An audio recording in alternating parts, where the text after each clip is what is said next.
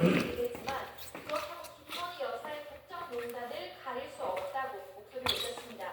그러면서 정치 경찰이 방화범처럼 온 동네에 불을 지르고 있는데 여당은 박수나 치고 있다며 불은 언제든지 옮겨 붙을 수 있다고 경고하기도 했는데요. 기자회견 발언 들어보시겠습니다.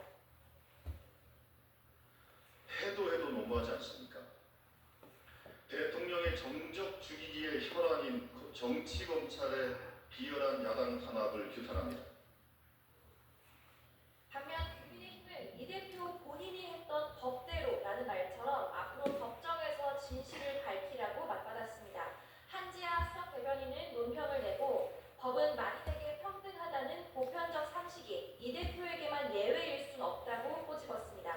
박준택 원내대변인도 야당 대표가 의회가 아닌 법정에 서는 모습이 국민에게 피로감을 주고 있다며 사법부의 신속하고 공정한 판단을 당부했는데 역시 관련 발언 들어보시겠습니다. 이재명 대표 혐의가 또 하나 늘어 동시에 5건의 재판을 받게 됐습니다. 너무 많은 죄명이 쏟아져 나와 그 내용조차 기억하기 어렵습니다. 이 대표로서 이제 5개 재판에 대비하게 됐습니다. 민주당에서는 어떤 대응책을 고민하고 있습니까? 네, 우선 최근 징역형 집행유예 1심 선고를 받은 공직선거법 위반 사건 항소심을 앞두고 이 대표 변호인단 구성에 고심하는 모습들이 엿보입니다. 일각에선 당 예산을 투입해서 변호인단을 꾸린다든지 전담팀을 구성해야 한다든지 등의 얘기까지 나오고 있는데요. 이 당 예산을 가장한 국민 혈세 대납이라는 비판이 나오는 가운데 조승래 수석 대변인은 국회에서 기자들과 만나 대선 과정에서 벌어진 일이고 당에 미치는 바가 커서 검토가 필요하다고 설명했습니다. 이 대표 측 관계자도 YTN과의 통화에서 정해진 건 없지만 이 대표가 1심에서 예상보다 무거운 형을 받은 만큼 변호 논리가 무너진 상황 아니겠느냐며 전관 출신을 들이는 방안도 언급되고 있다고 전했습니다. 그런가 하면 민주당은 오는 28일 재표결이 예상되는 김건희 여사 특검법을 고리로 대여 공세 고비도 놓지 않고 있습니다. 아침 회의에서는 이 대표에 적용된 기준으로 김건희 여사 죄를 심판한다면 최소 무기징역까지도 나올 거란 말까지 나왔는데요. 박찬대 원내대표는 특히 특검이 위헌이라는 여당 주장을 문제 삼았습니다. 최순실 국정농단 사건 당시 특검 후보자 추천권과 임명 방식은 국회의 입법 제약이라는 헌법재판소 판단이 있었다고 지적했는데 회의 발언 들어보시겠습니다. 국민 70%가 김건희 특검에 찬성하고 있고 수십만 명의 국민이 3주 연속 거리로 나와 김건희를 특검하라고 외치고 있습니다. 김건희 특검 거부는 윤석열 정권 몰락의 신호탄이 될 것입니다.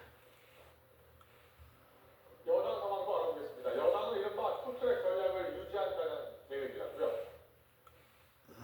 네, 당분간은 이재명 대표 사법 리스크 부각과 민생 이렇게 두 갈래로 전국 상황에 대응한다는 방침입니다. 추경호 원내대표는 아침 회의에서 이 대표를 겨냥해 선거 보조 비용 반환의 실효성을 높일 수 있는 법적 수단을 마련하겠다고 밝혔습니다. 이 대표가 공직선거법 위반 사건에서 징역형을 확정받으면 민주당이 토해내야 하는 대선 비용 434억 원을 빼돌리지 못하도록 하려는 취지라는데 회의 발언 들어보시겠습니다. 국민의 혈세를 올바르게 사용하기 위한 최선의 조치이자 국민에 대한 예의를 다하는 일에 다수당인 민주당이 책임과 역할을 함께 해줄 것을 촉구합니다. 여당은 또 특별감찰관과 북한인권재단 이사 추천, 연금특별위원회 출범, 기한내 예산안 처리 등을 고리로도 민주당을 압박했습니다. 한동훈 대표도 어제 중소기업인들을 만난 데 이어 오늘은 한국노총을 방문해 민생과 정책 행보를 이어갔습니다. 친한계로 분류되는 신지호 전략기획부총장은 라디오 인터뷰에서 민주당이 앞두는 여당이 자력으로 쟁취한 승리가 아니므로 앞으로 반면을 골든타임으로 삼아야 한다며 쇄신 기조에 힘을 보탰습니다. 다만 당원 게시판 논란이 모처럼의 단일 대오 기류를 깰 수 있는 뇌관으로 남아있다는 점은 변수로 꼽힙니다. 지금까지 국회에서 YTN 김나연입니다. 공천 개입 의혹을 수사하고 있는 검찰이 명태균 씨를 구속 수감 이후 처음으로 조사하고 명 씨가 실소유한 의혹을 받는